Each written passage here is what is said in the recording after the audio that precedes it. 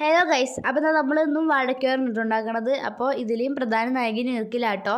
അപ്പോൾ ഇർക്കിൽ ഇതേപോലെ വെച്ചെടുക്കുക കേട്ടോ. നമുക്ക് കുറച്ച് വാഴയ്ക്കോനോട് കുറച്ച് പ്രാന്ത് കൂടി പോയി, എന്താ ചെയ്യുക ഗൈസ്. അപ്പോൾ നമുക്ക് കാര്യത്തിനോട് കിടക്കാം. അപ്പോൾ ആദ്യം തന്നെ ഇർക്കിലെടുക്കുക, എന്നിട്ട് ഇതേപോലെ ഒന്ന് വെച്ചെടുക്കുക. പിന്നെ ഇതേപോലെ കാർഡ്ബോർഡ് ഒന്ന് ഒട്ടിച്ചെടുക്കുക.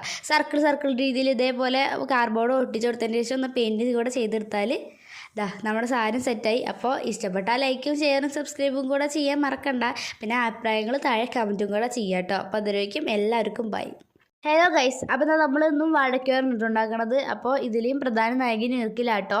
അപ്പോൾ ഇർക്കിൽ ഇതേപോലെ വെച്ചെടുക്കുക കേട്ടോ. നമുക്ക് കുറച്ച് വാഴയ്ക്കോനോട് കുറച്ച് പ്രാന്ത് കൂടി പോയി, എന്താ ചെയ്യുക ഗൈസ്. അപ്പോൾ നമുക്ക് കാര്യത്തിനോട് കിടക്കാം.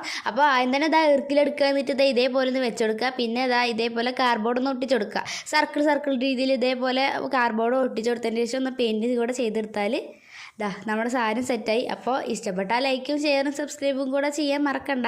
പിന്നെ അഭിപ്രായങ്ങൾ താഴെ കമൻറ്റും കൂടെ ചെയ്യാം കേട്ടോ. അപ്പോൾ അതുവരേക്കും എല്ലാവർക്കും ബൈ.